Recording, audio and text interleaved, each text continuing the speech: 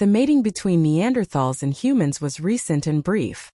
About 60,000 years ago, when Homo sapiens migrated from Africa to Western Eurasia, Neanderthals became their new neighbors.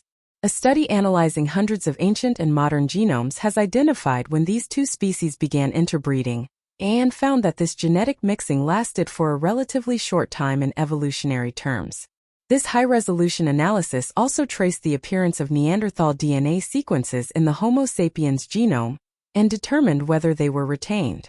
The findings were published on the preprint server bioRxiv earlier this month and have not yet undergone peer review.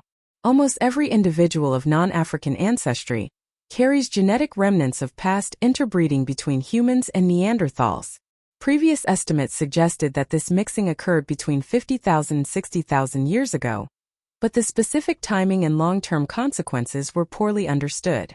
To address this challenge, researchers analyzed DNA from 58 ancient individuals and 231 modern individuals of diverse non-African ancestries, spanning thousands of years. The results indicate that the gene flow of Neanderthal DNA began roughly 47,000 years ago, lasted for about 6,800 years, and ended around the time when Neanderthals were nearing extinction. While nearly 7,000 years may seem long in evolutionary terms, it's relatively short considering the significant changes in the human genome.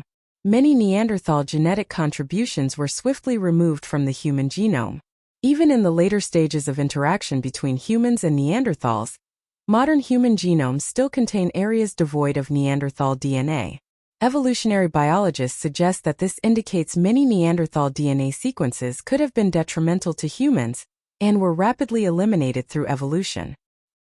While this study sheds light on ancient human history, there are still gaps in ancestral human genomic data, particularly from regions like Oceania and East Asia.